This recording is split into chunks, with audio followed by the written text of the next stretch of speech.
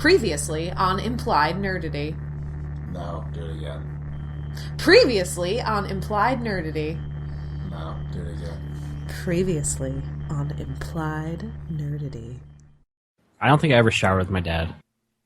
I don't think I did either. I know when I was younger. I know I didn't. I don't know why you guys think you didn't. Oh, there's, parts in your life you don't remember.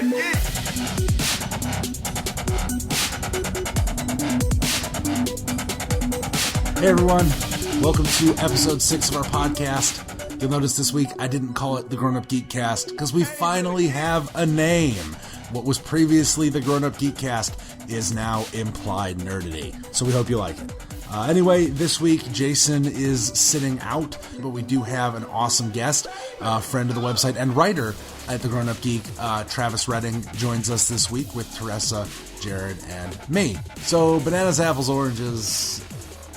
So, here's this week's podcast. Enjoy.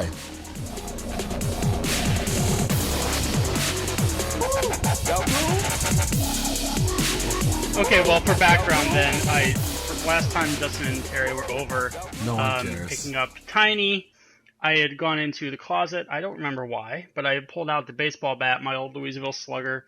That's the long stick, the wooden one. But I pulled it out and... Did you just describe what a bat is to me? Yes, it is. In case you're wondering, Jason is missing this week. It's because, the football, that's the pointy one, I think. And then the bat is the long, skinny one. But Kitty had come around the corner, and as soon as he saw the bat, he just, ran away in terror, it was something I had beaten him with. It's important that the listeners know that Kitty is Travis's gimp roommate. Yes. This is how they have fun together. Let's kick it off with Getty. Let's talk about how they're being a bunch of jerks on the internet about memes that no one cares about anymore. Come on, you could have said, speaking of hot, cold penguins and penguins. Story. Oh, that's a big leap there. That is a bit of a stretch. No one likes my transitions. That's because they're awful. So Getty is attacking. I say attacking because it feels like they're attacking, but they're basically suing people, or I guess it's not. Is it technically suing, or they're just going after them for money? They're sending essentially what is like a cease and desist. But if you don't pay them, you have to stop using this image. You've used it unlicensed. You owe us this much money. And if you choose not to pay them, you can argue it in court or via an arbitrator. I don't know how Getty does it. But basically, they're sending you a bill and saying you can pay this bill, and first you have to remove the image and stop using it.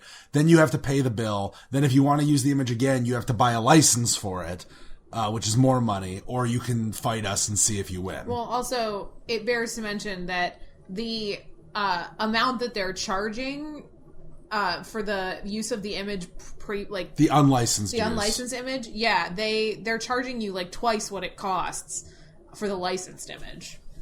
Well, I'm sure they call that some kind of reparations violation fee or something. Yeah. Well, punitive damage fee or something. And just so people know what we're talking about, the socially awkward penguin meme. If you're not familiar with it, it's a penguin. There you go.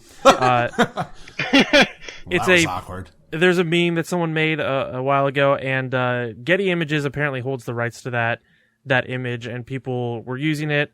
And they have started going after people on blogs and other websites that have been using that particular image. Now, I'm going to be honest with you. Maybe I'm just really out of touch, but I was really surprised that the socially awkward penguin only came about in the spring of 2009. When I think of memes, I guess grandfather memes, the memes that have just always been around, the socially awkward penguin for me just seems like it's always been around, and that's only 6 years ago. Did you read the Know Your Meme? Because I actually did. Did any of you read the Know Your Meme about the socially awkward penguin? I didn't. No, I didn't. I did not. Yeah, no. So it's actually... Know Your Meme is a fascinating website that took up a lot of my time. But it's like BuzzFeed. It's a deep dark. We don't leave the house much. Yeah, no, it was really interesting to me though, because it was talking about how it started, and then there was this gained traction on 4chan and then Reddit and all this other stuff. So yeah, if you're ever curious about the provenance of memes, knowyourmeme.com is pretty pretty interesting. And it does say on the Know Your Meme thing, because we just opened it up, that it does cite that the penguin photo is from this George F. Mobley, the National Geographic photographer. So they do cite in the thing that it is a licensed image, which is really interesting. I didn't know that they would necessarily put that up there, but I still am just a little bit amazed. I really thought that the socially awkward penguin was around just for a really long time. Not just 6 years. I thought it's been around for at least 10 or 15. It's weird that they're going after them now, though. I don't know. That sounds about right for a timeline, but it was just kind of fascinating to me. It's not even a good penguin picture. It's not especially cute. It's not funny. It's just kind of a boring old penguin just walking. It's a socially awkward penguin, Travis. It looks weird. It's like it doesn't look socially awkward at all. It just looks like a penguin just walking. And this made me think a lot about memes in general. So, like, sorry to hear that. Yeah, like I said, we don't get out much.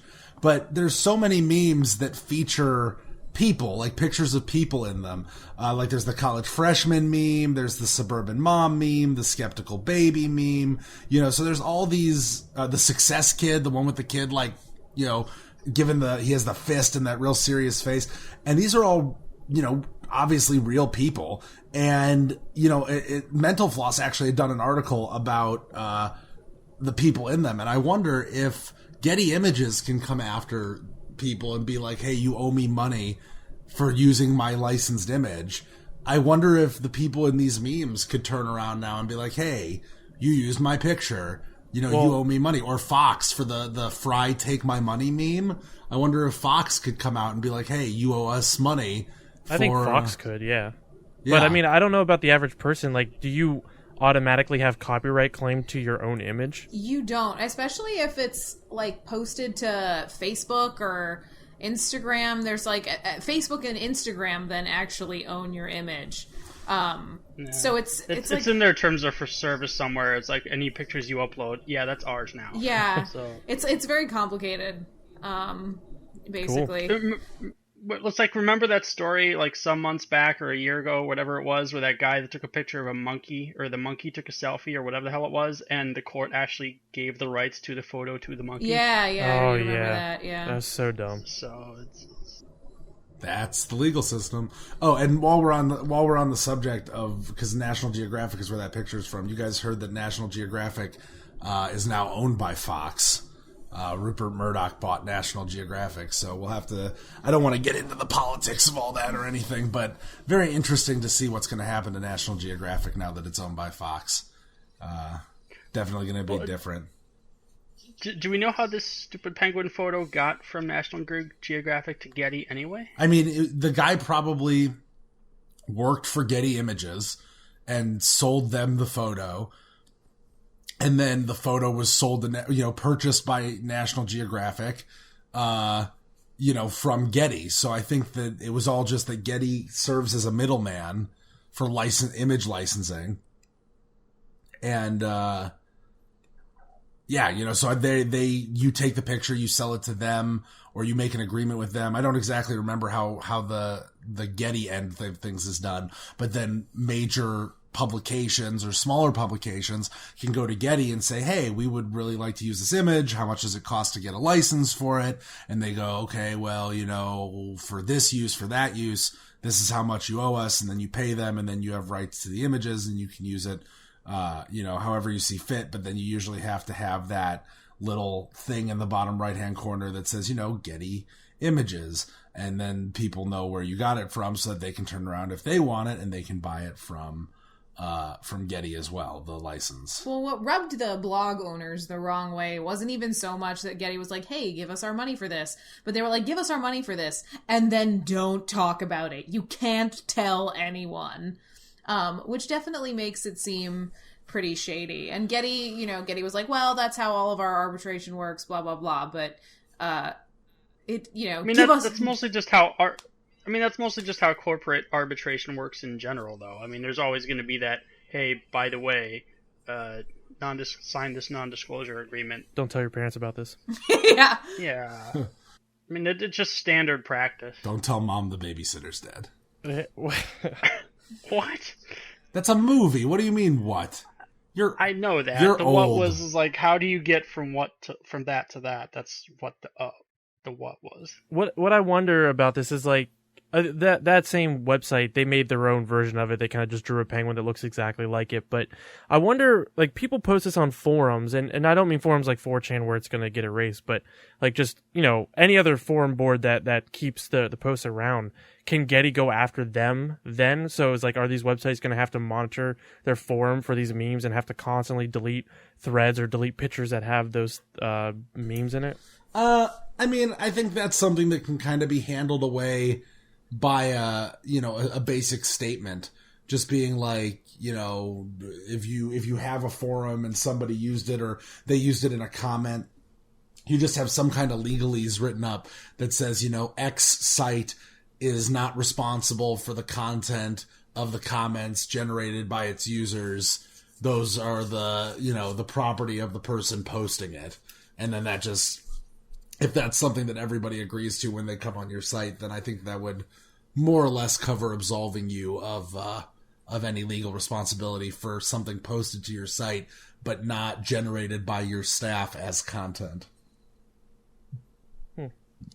This is on another subject with this article, but it has more to do with what Sarah Bubble Tea or whatever her name is wrote. Like in the article, what? No, go on.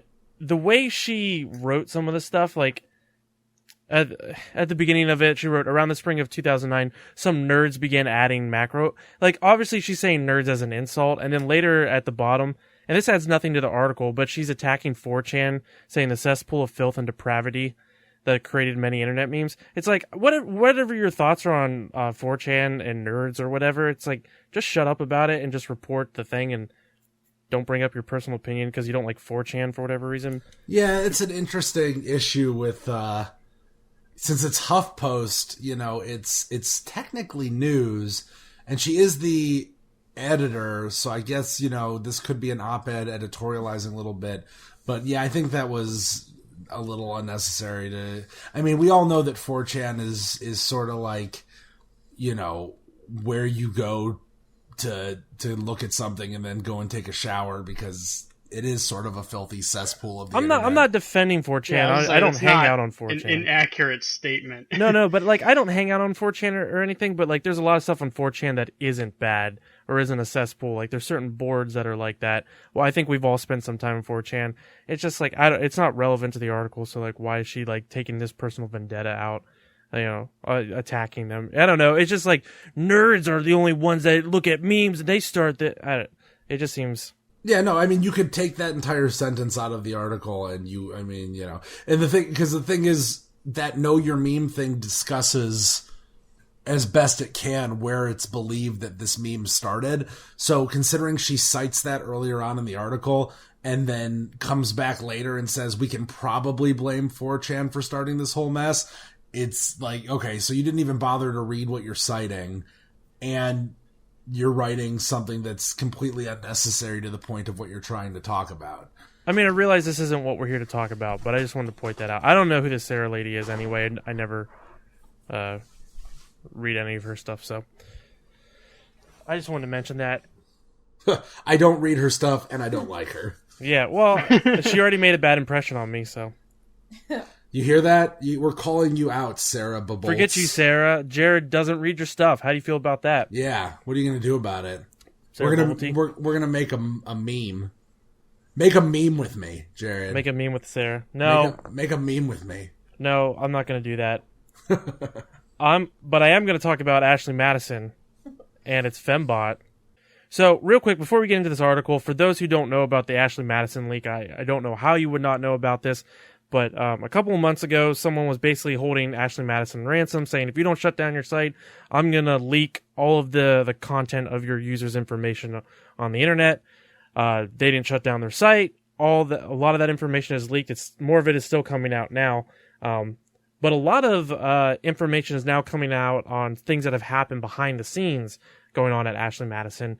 And one of the things we found out, among the fact that the site was mostly men, the small percentage of women that were on there, there was even I don't even know if you count the percentage, but there's a lot of quote unquote women in there that were actually just bots that people were talking to. Yeah, I think they discovered when this leaked out that like of the users of Ashley Madison, only 5% were women, and then of that 5%, the majority of them were these angel bots or engager bots, whatever the company decided to call them at any given time.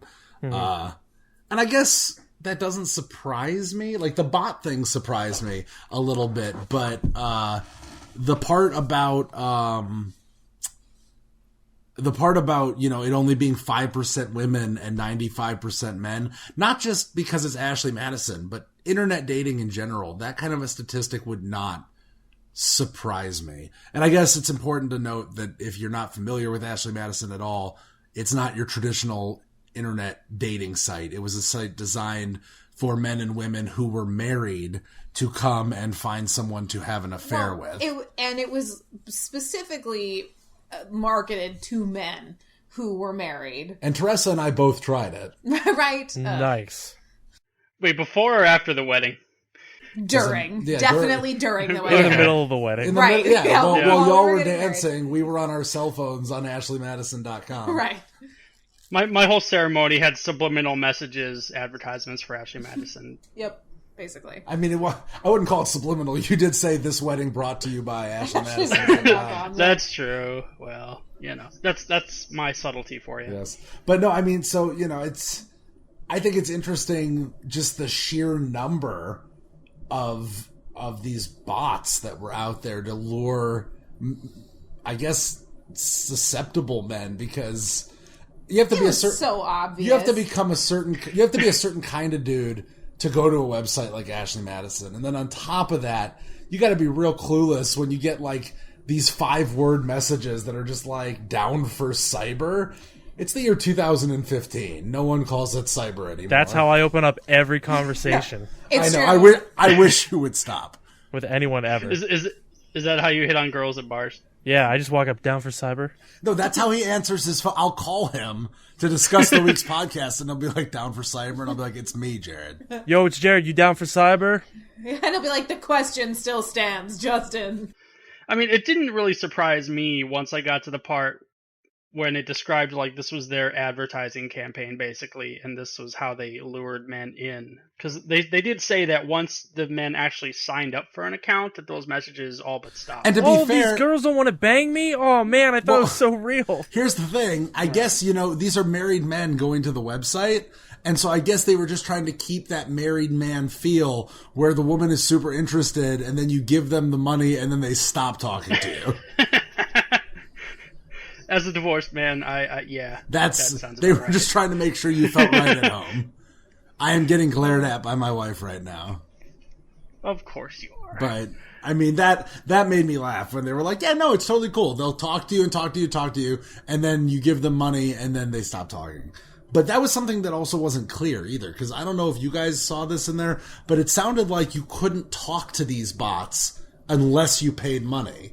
Like, you would get the messages, you would see that you had messages, but you couldn't check the messages or respond to them unless you paid them. But then it says later on in the legal documents that they would talk to you until you paid.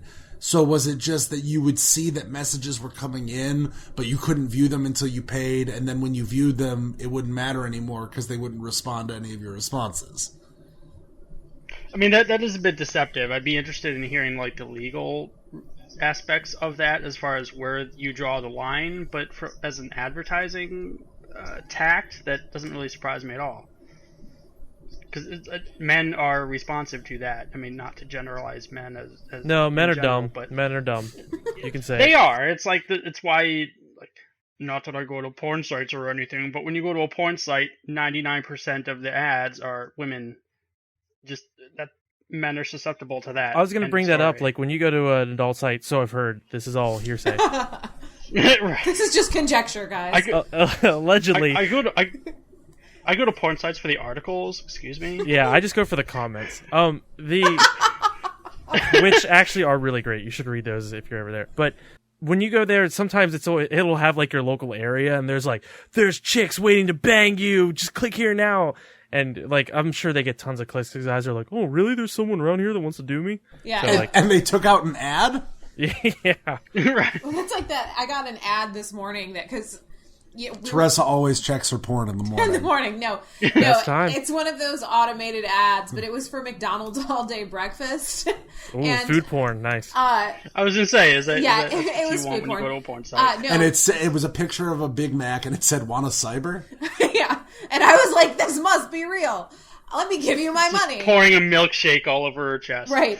No, but so it was one of those things where they think it's really clever because they, put in the code something specific. So what the ad was supposed to say was, have you ever wondered what breakfast tastes like? And then it would have the exact time.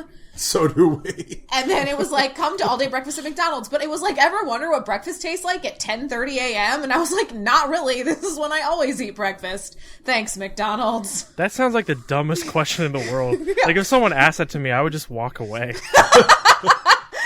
That ad pops up on Jared's computer, and he just turns around and leaves. I gotta go. I have to go now. Oh, man. But yeah, no, I guess about bringing back Justin's comment about the men versus women ratio. I hate you. No, what I thought was interesting was that apparently their goal ratio is 9 men to every 1 woman. Like, that's what they think of as ideal. Which sounds like every party I ever went to. Like, I'm a woman. That doesn't sound ideal to me. It's like every Yahoo chat room I hung out as a kid. Yeah. Now, I mean, I'm going to be honest with you. The reason I wanted us to talk about this, is because I think it's an interesting study in the way that, Ashley Madison did its business. And they do talk a little bit at the end about artificial intelligence. And my favorite part might be that there was evidence in some cases of bots messaging each other. Yeah. Yeah. And I thought it was interesting also how they went about changing, because they originally said that this was an effort to prevent fraud. They use these bots to prevent fraud.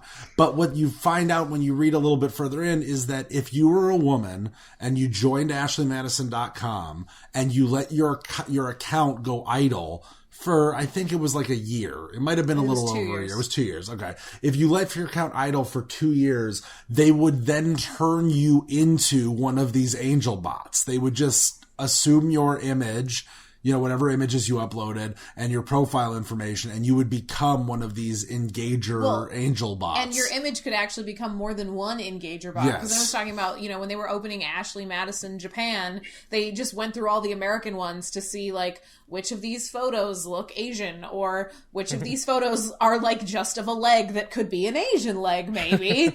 And then they, ported those over to be a user.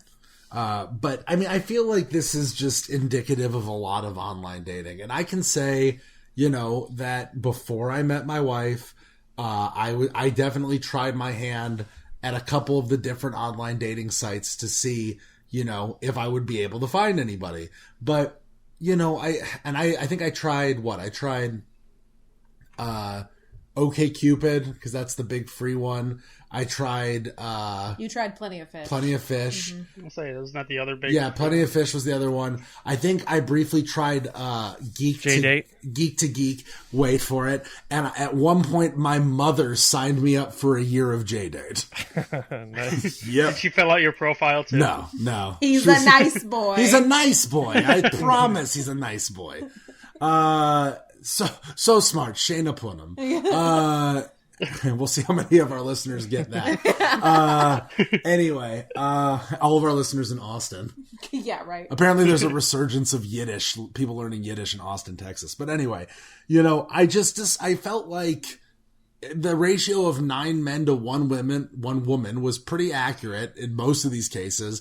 And I think pretty much every time I messaged somebody or got a message from a girl unsolicited, if I got a reply to my message or received an unsolicited message, it was some kind of spam bot for a porn site, almost consistently. No, whatever. Justin and I have this disagreement all the time.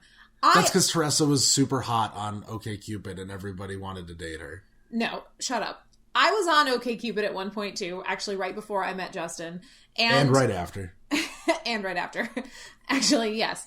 No, and check me out on OkCupid. It's still live. It's definitely still live. I'm say what was your sensual kitten? Yeah. No, that's something else. But so yeah, I was on OkCupid and guys messaged me and I would message them back if they were like normal and were like, "Hey, how are you?" But then I would get some messages that were like, "Care to cyber?" and I would just be like, "No," or I wouldn't respond.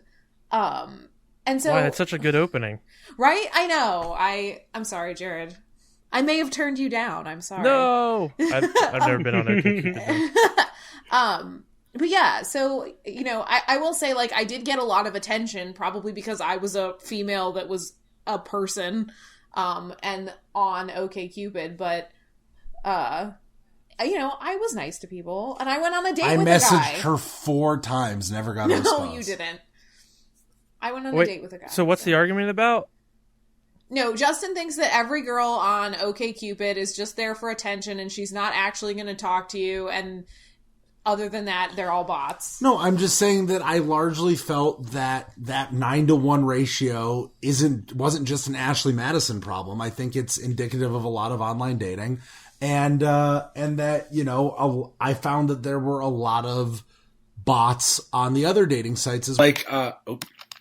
Damn it. Well, that makes it hard to hear me. It makes it hard to hear me when I bump my mic. He literally pulled the mic out of the computer. I bumped it and the USB came out. Anyway, I got so excited about online dating.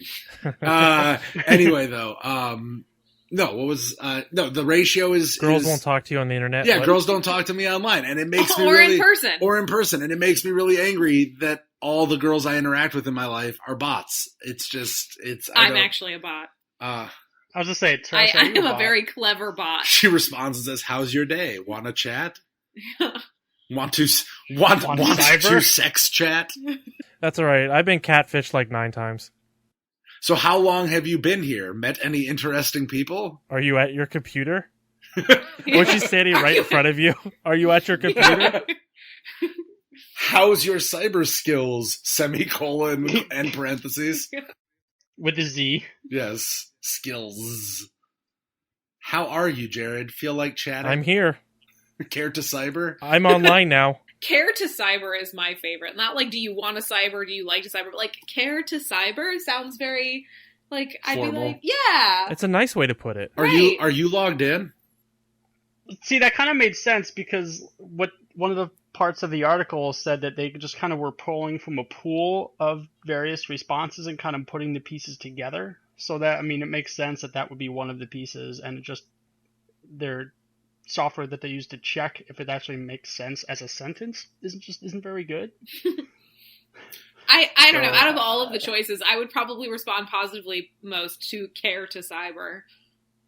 I'm just throwing that out there if anyone was wondering. Of course you would, but you would not respond in a serious fashion. You would respond with something ridiculous and equally funny. I guess the question that this all, leads to is, did anybody successfully ever use Ashley Madison? Josh Duggar, twice. He said 3 times, I thought. Yeah, he said that he actually had sex with women. I don't know why, but for a minute I was really worried Teresa was like, yes, like I did 5 times. Yes, all the time.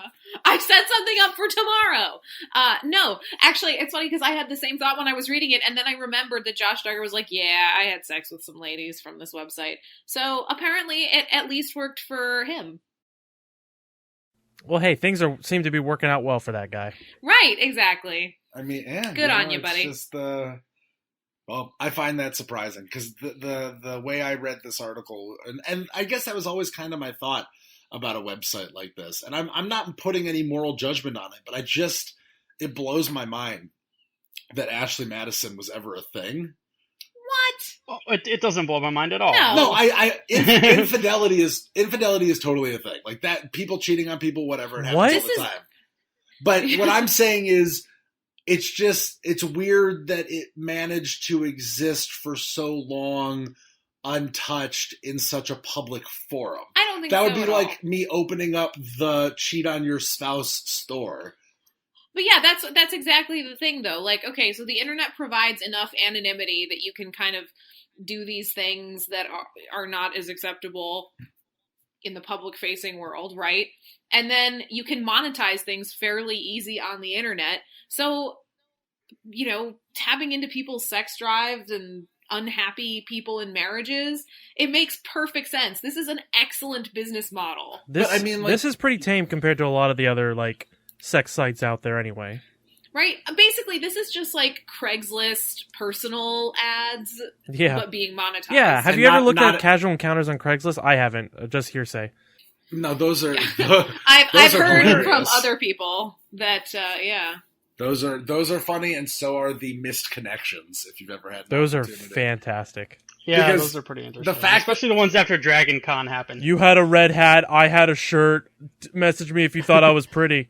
Yeah, and that's the thing, like, the fact that you think, A, you're going to be able to describe the person well enough that they're going to be like, oh my god, that's me, and B, that you're sure that person is going to check the missed connections section on Craigslist. And well, that's why the Dragon Con ones are always so interesting, because then you have really awesome costumes that they describe. You were Deadpool, I was the Predator. Right. It's like, Dragon Con just ended, so like there's going to be a spike of really good ones. There was one from a intake, like a jail intake, on my local Craigslist, and I took some pictures of it, some screenshots. Hopefully I can link those maybe at some point somewhere if I can find them. But there was basically like, I was getting charged with this, and I saw you sitting over there. Like this whole thing describing they're basically both in jail, and it was like a misconnections thing. It was pretty great.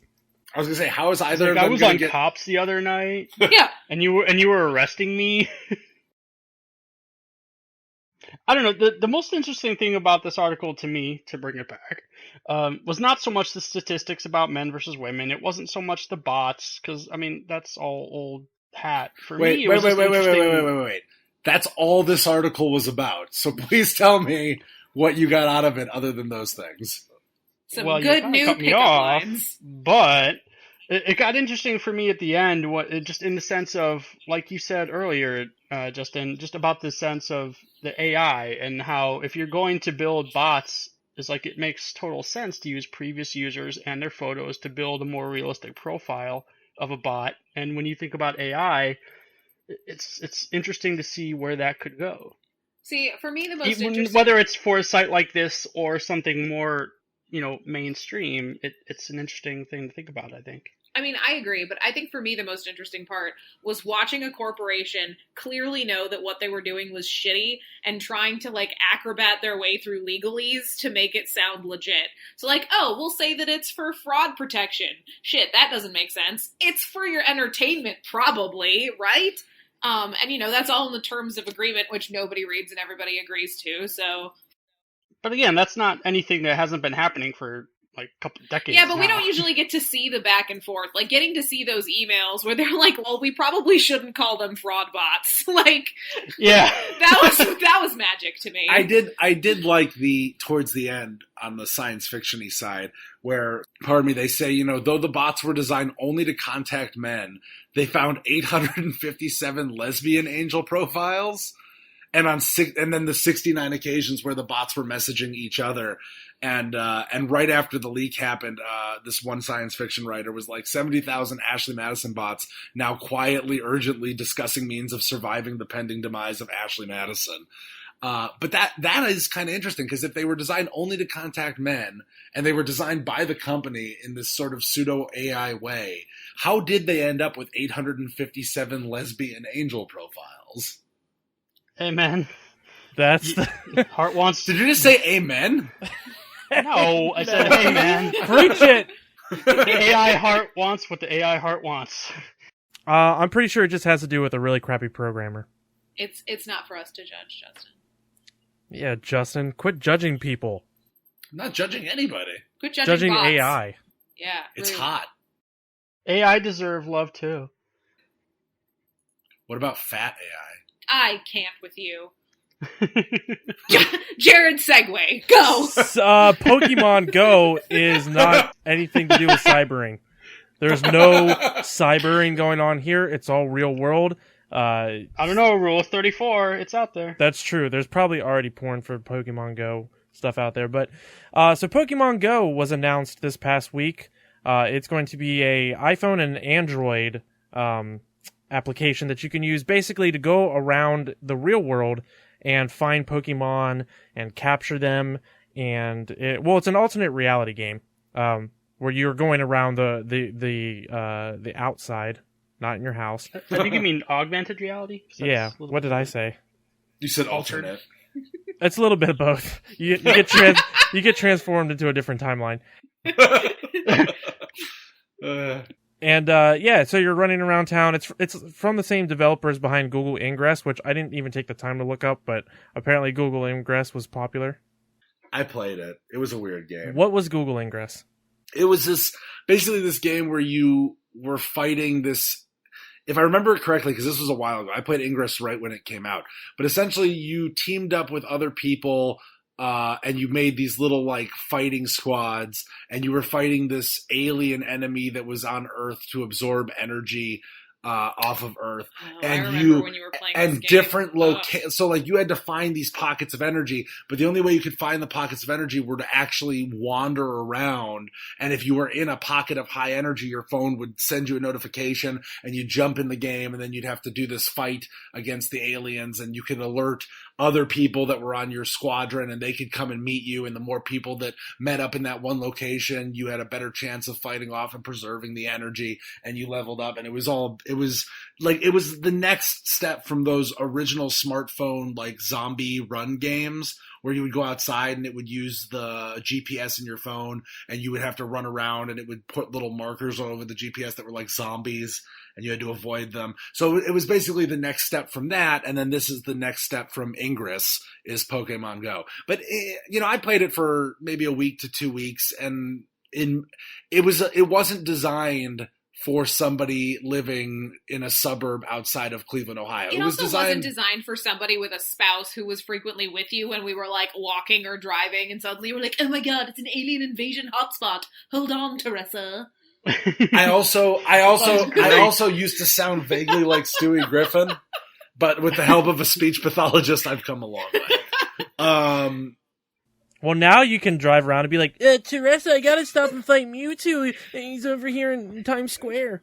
No, I am really now, surprised. Now that you're in Nashville, you have a whole other pool of city to explore and find new stuff. I'm going to tell you, I can't wait to go back and listen to these podcasts. I am totally unaware of what my voice sounds like. Whatever. No, That's my typical nerd voice. This is exactly what he's gonna do. Like, and when he read this article, he was like, yes, all of my dreams have come true. And I know we're gonna be walking through the park, and he's gonna be like, hold on, Teresa, I've gotta go fight a Poke battle. Ooh. You couldn't even name a single Pokemon? Pikachu, Charizard! Some There's other ones. Squirtle guy over here. I have to capture him. Right. How is nobody else excited by My this? Pokemon watch is buzzing, Teresa. I have to go save them. I know. This is like my worst nightmare. Listen, I don't have Hold on, I can't change the baby anymore. There's a Snorlax over there. I have to go help him. I don't have a lot of dreams, but I want to be the very best, like no one ever was. All right, there was wasn't there a politician who quoted it wasn't the Pokemon theme song, but it was a song from Pokemon the movie 2000. Is that the NSYNC song? No. Oh. Oh no, wait, maybe it was the NSYNC song, but he used it in his campaign. That song is But awesome. he cited it as like a philosopher, and it was just from Pokemon the movie. Well, it was the guy who owned the pizza shops that ran in the last election, and I can't remember what his name is now. He was an older African American guy, and I can't remember what it was. Anyway, but yeah, no, there was that guy. But no, I mean seeing as, if this doesn't make you feel old, Pokemon Red and Blue came out 20 years ago next year. Yeah, that's mind blowing. Yeah, I can't even wrap my mind around that. But 20 years ago next year, I mean, just the idea of being able to wander around and like catch real Pokemon and battle them against other people.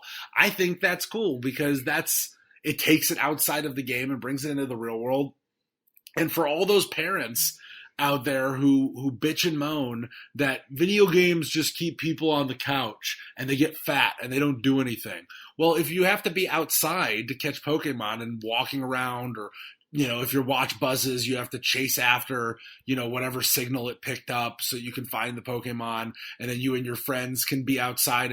It's what we used to do as kids, but it was all imagination. Except then you take the being outside part pretty much out of it because you're still just doing it on your phone. Like, that's why I guess I don't find this... You're outside moving around and exercising. I just don't find it that cool because it's like basically you just have an annoying phone game that bothers you all the time.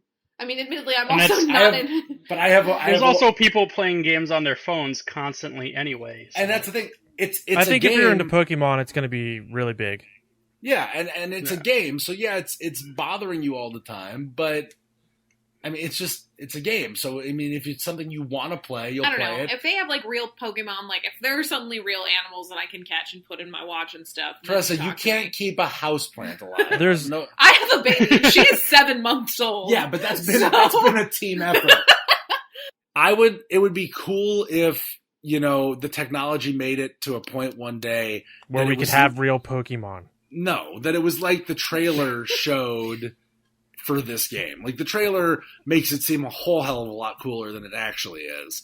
But it would be really cool if the technology got to that point one day, where it's like, there's some kind of projector in certain areas, and it projects. Yeah, you're just trying to get to work, and there's a bunch of people clogging up this whole area trying to fight Mewtwo or something. In all fairness, that happened. If you watch the ad, that happened at night. Nobody was working. Yeah, no one works at night. That's true. Nobody. Everybody. Especially in New York, the city that's always sleeping. Yeah, exactly. Nobody ever works at night. When the sun goes down, we all retreat to our caves. The TV plays the national anthem, and it goes to that screen, and then we all go to bed. What screen? That color screen. When there's like an emergency. Didn't your parents ever tell you how TVs used to be like that? What are you talking about? There was this time. Have you ever seen that show called that movie Pleasantville? What? All right, Pleasantville was good. Check it out. No, Pleasantville was actually a good movie. I have seen Pleasantville. Justin's just being... I know what you're talking about. All right, Green Acres, right? You're talking about Reading Rainbow. Exactly.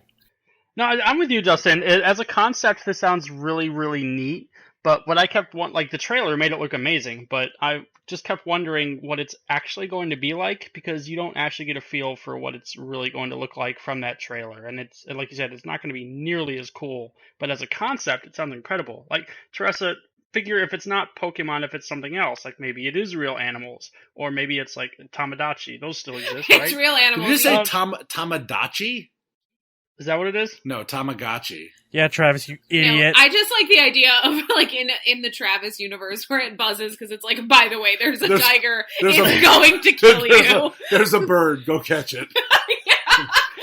I just mean there's other applications that you can use this technology for, and it sounds really, really neat. Like, if this can work with this, why not something else? Like, did you play, what was that game where you trained animals that was on PSN? It was like in a post-apocalypse, and you controlled like Tokyo Jungle out with like this little dog. Yeah, Tokyo Jungle. Maybe it's something like that they can figure out. And I mean, here's the thing: it's a Nintendo.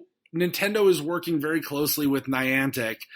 Niantic. That's how it's pronounced. I want to make sure I said that right. They're working very close with them to make this. So this is the first time we're getting something that is a Nintendo mobile game. And people have been begging Nintendo to make mobile games for a long time. So they're very closely involved in the production of this because Pokemon games are their property.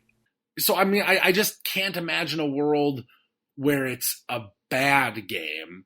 I think it's going to be good and fun.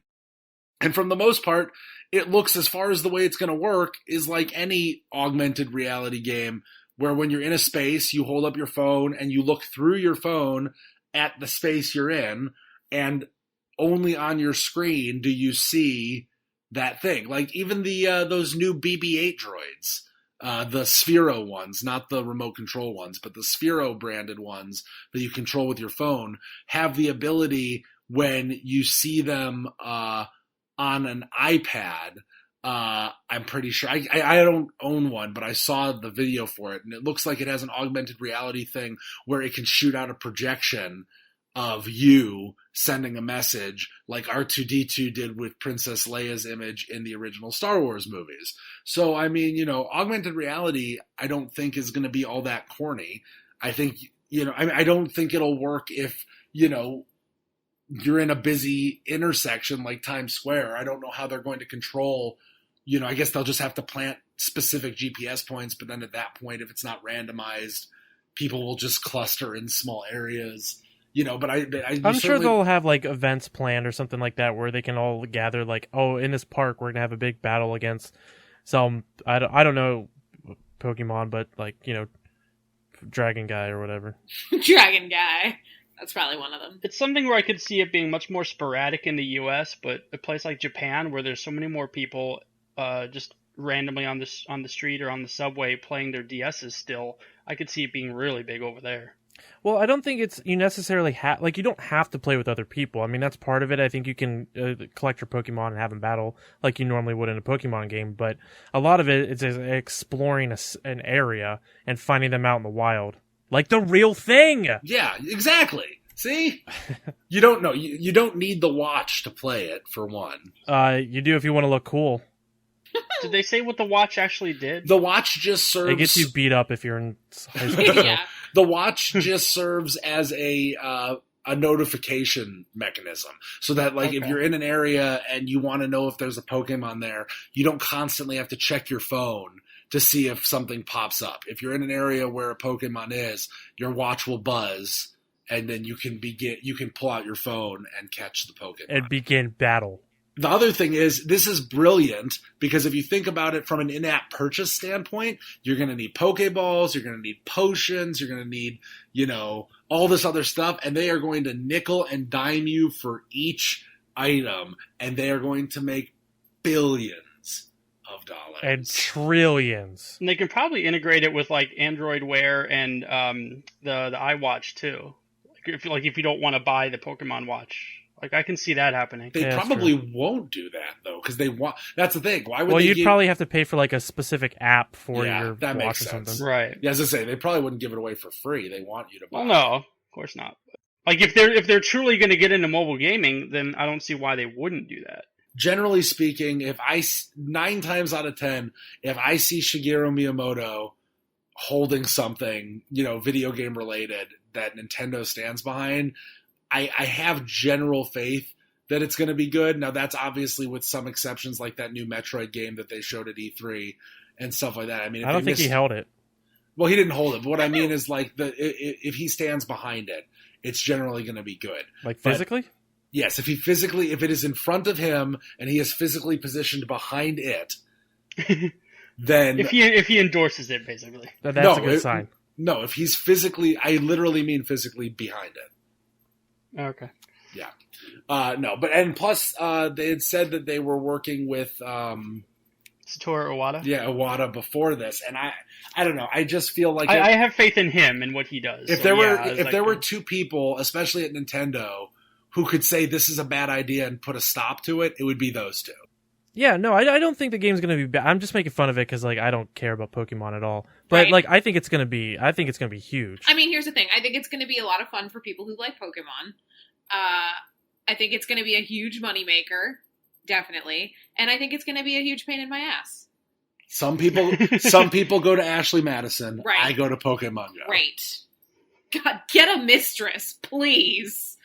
I have one, and that would be less weird. And her, yeah, I know. And her name is Charizard. Is Birdo a male? Is Birdo a Pokemon? That's the great question we're all asking. Is what a Pokemon? Birdo. Okay, but Birdo's a dude. Yeah, well, the I don't know. There's been a debate about that. No, I thought that come out and been shown. What are we talking about? Teresa, I'll show you. Birdo from Super Mario Brothers 2. She's never played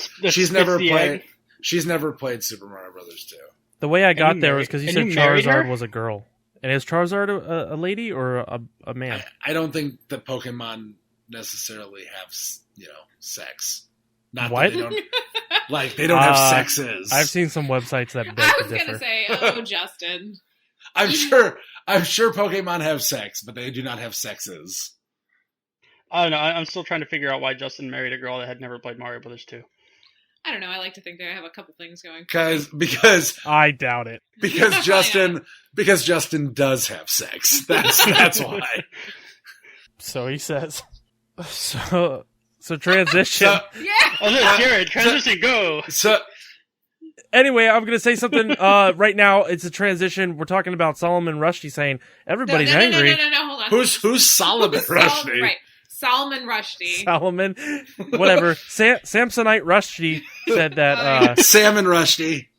So this dude that's a writer that no one's ever heard of Jared. said that. I never heard of him either. So keep in mind. I have heard of him, but I never read any of his books. 3 guys here who know who Birdo is well enough to argue whether or not Birdo is male or female, and then we flip it, and Teresa's the only one who's ever heard of Salmon Rushdie. This is just the worst. No, I know about him because of Satanic Verses, but that's Yeah, it. I don't know. This is crap I about know him. who he is. You've never heard too. of Midnight's Children? That's like a super important book. Magic No. realism. Nope. Never, You guys, never. this is a cultural Supposedly, wasteland. he's just written children's books, correct? What? What? Did that article say he's mostly written children's books at this point? Yeah, he For young stopped adult reading. books? Well, he wrote a lot of, I was going to say adult books, but I didn't mean it in that way. He's written The Pokemon Guide to Sex. yeah. He's written a lot of porn. Salmon Rushdie. But no, he had taken a while to stop writing books for older audiences. There's really no good way to say that. But now he's back. This new book sounds super awesome, by the way. But It does. As somebody who has no idea who this guy is, this book sounds really interesting. he's an excellent author. I definitely suggest people check him out, since apparently I can't. Whatever. Jared, just introduce the story before I have a stroke. Yeah, Salmon Rushing said that. Mount Rushmore. Yeah, Mount Rushmore made this. He was on NPR talking to Scott Simon about his new book, and so we could talk about his new book separately. But the bigger reason we're talking about him is because of the one comment he made about that. Basically, Salman Rushdie, he's written things that have kind of been a controversial. That's the word I'm looking for in the past. And so with this new book, the Scott Simon on NPR said, are you worried about people getting offended or something like that? I'm paraphrasing because I don't remember.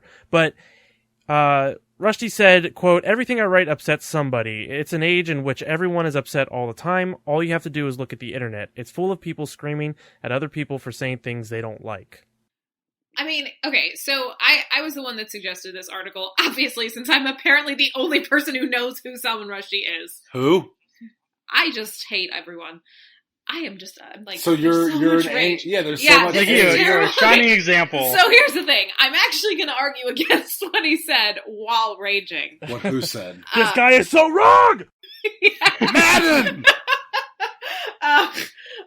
No, I disagree with him. I think that, yes, if you look at the internet, it is definitely, other than Upworthy, which makes me just like roll my eyes and gag every day, the internet is full of people screaming at each other. But, that's because the internet is an amplifier, and it's a place where people can be anonymous. I really don't think that we're in an age where people are angry all the time. I'm not angry all the time. Like what this podcast would suggest. Is this a safe place? Am I in a safe place to contradict my wife? You're never in a safe place to contradict your wife. And that's just not just you, that's just men in general. I don't know. I disagree. I really don't think that everybody is upset all the time. I think that there are very loud people who voice their displeasure obnoxiously and frequently on the internet. And it skews things. That's my 2 cents. I don't know. As somebody who has worked with the public for, what has it been, like 20 years now, people are mad at everything quite a lot. So I will say that when you work at a bank, side note, Travis works at a bank. It's not just a bank. I've worked in food service. I've worked in banks. I've worked in insurance. It's everything. People are just always looking for something to get mad about. I don't know. I guess I would, because whenever I've worked in customer service, I tend to feel more strongly like, God, everyone sucks and everybody's always angry. But I think that tends to be more because when people are, dealing with a person that's providing a service. They stop thinking of them as a person, but I don't think that means that everyone is angry all the time. I think that just means that people are douches and don't. I think it's important to note that, his quote says, it's an age in which everyone is upset all the time. All you have to do is look at the internet.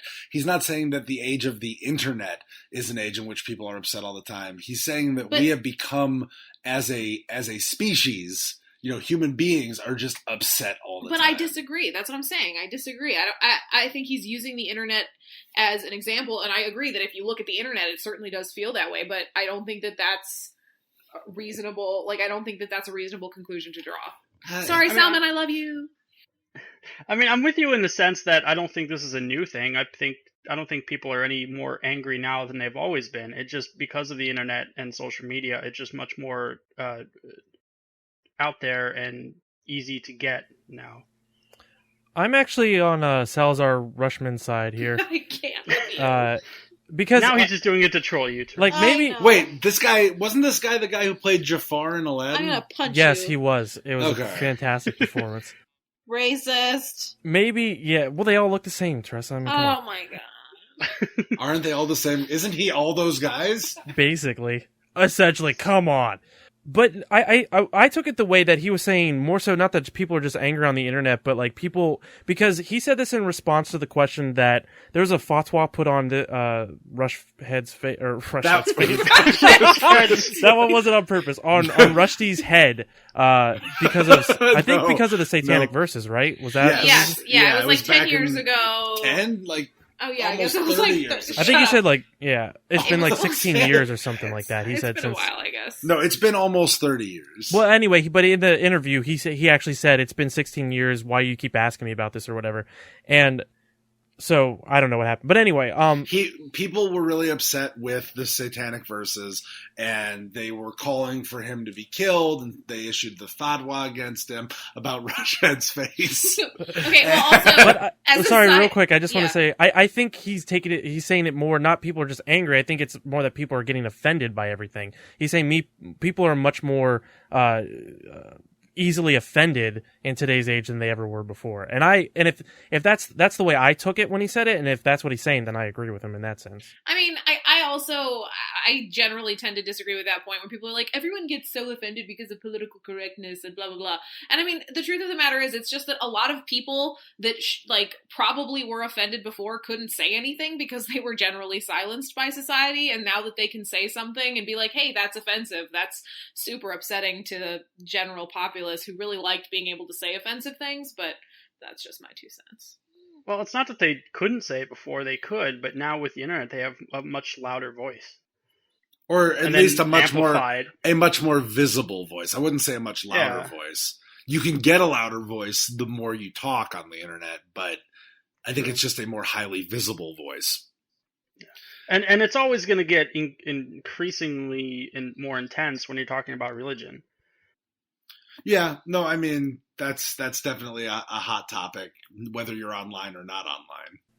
And I don't know, I do agree with the idea that, like, I think there are a lot of things today where people may not be upset about something, but because of the internet, then they hear about something. Because think about, and I don't have a great example for this, that's why I just keep saying something, but like it went back when the internet didn't existed. If a newspaper, when the internet didn't existed, yeah, when English wasn't a grammar or whatever, and we're all writers here, ladies and gentlemen.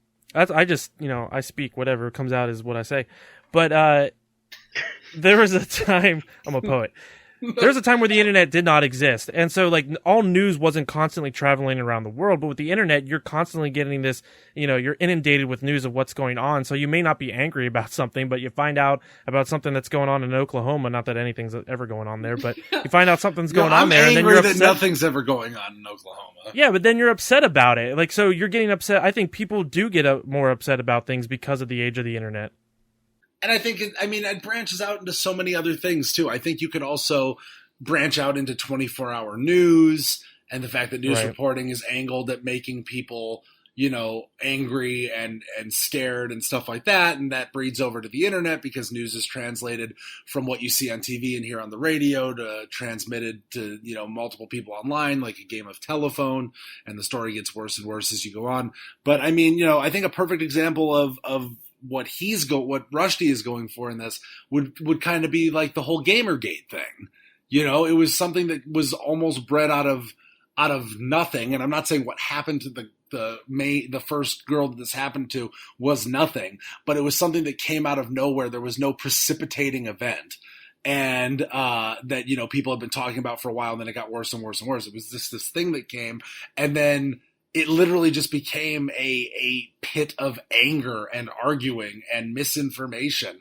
And it doesn't take much online, or really, and this is, I guess, to counter what Teresa was saying, I don't feel like it takes much anymore wherever you go, online, the corner store, a bar, a stadium, for a small spark to ignite a forest fire.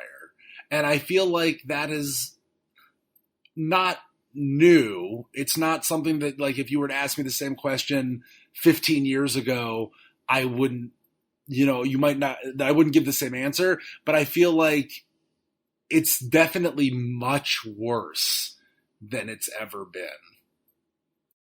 No, I would totally agree with that. I mean, hell, last year, like you said, with the Gamergate thing, oh my God, that was embarrassing. Because I play games. Like, I don't want to be associated with that movement or those people or anything like that.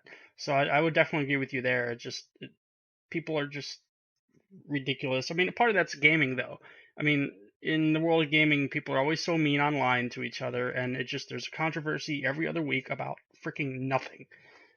So in that sense, I definitely agree. But I thought it was interesting also how the article headline made it about that and didn't even mention the book release itself in the headline. And it was just like one question, one part of the interview. Oh yeah, it was. Yeah, that I felt the same way, because the thing is, I wanted to link to this story to send to everybody so we could talk about it, because I saw the headline and I was like, ugh, whatever, this is ridiculous. Let me find this story, and I couldn't find it.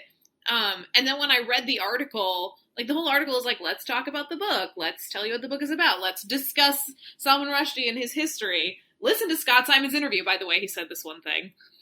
That's originally why I thought you linked to this, because I thought you wanted to talk about the book, and then I started reading it, and the headline's like, oh, well, wait, maybe they want to talk about the headline. I mean, like, I do kind of want this book to be one of the book club books. I think it sounds awesome. Yeah, it's probably going to be. But, yep. Well, can't argue with that. Yeah. Yep, people are or maybe aren't angry. Who knows? I'm not angry. I'm so calm. You're and angry serene. at the angry. I am like a pool of water. Angry water. Nope. The really angry pool. Like a tsunami. You're like a tsunami. It's like a whirlpool where everyone's falling over. I am not like Scylla and Charybdis. I am like, the Pacific Ocean. I can't with you. Yeah, is that Skrillex? Oh, Hot like with the kids Skrillex. right now. That's how you pronounce it, Teresa. It's pronounced Skrillex. I can't.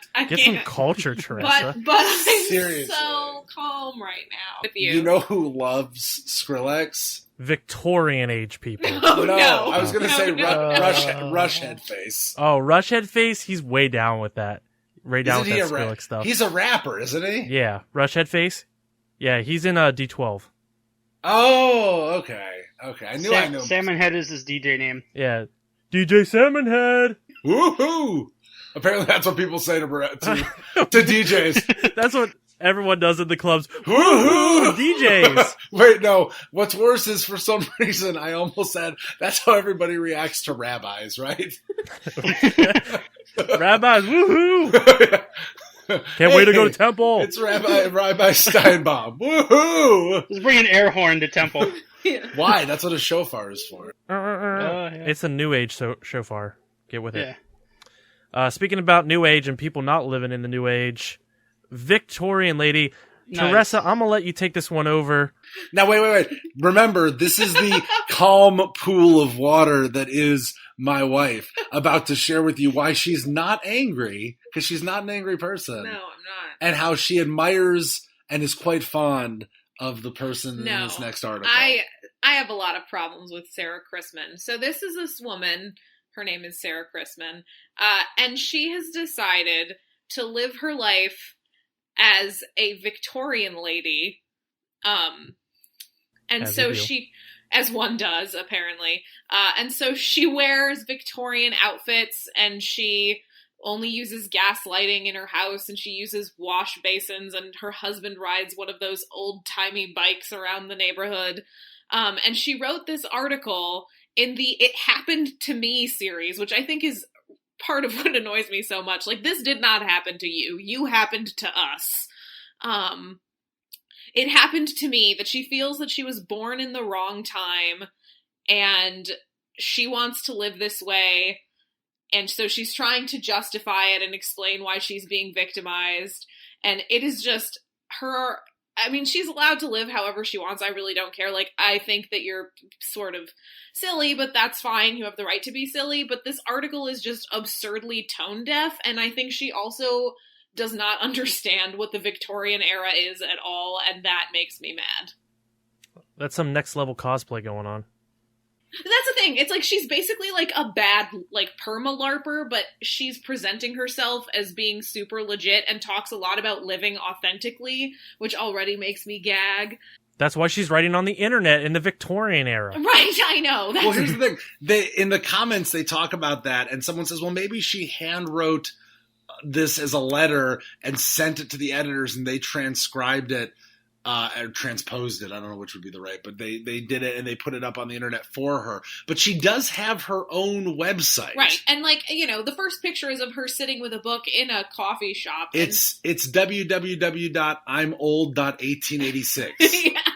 Is that wait, what? Is that seriously her website? No. Oh, okay. No, she does seem to be okay with going to modern coffee shops, taking part in modern medicine. Evidently she loves the Victorian era, but maybe not so much typhoid fever. And like, you know, she's saying that people send her hate mail, which I don't really understand why anyone cares enough to send her hate mail. And you would think that if they send her hate mail, she would just appreciate that they were living up to the Victorian style and sending her a letter. Sending her letters in the mail. Yeah. No, I mean, I think it's wrong to send people hate mail. Unless you don't like them.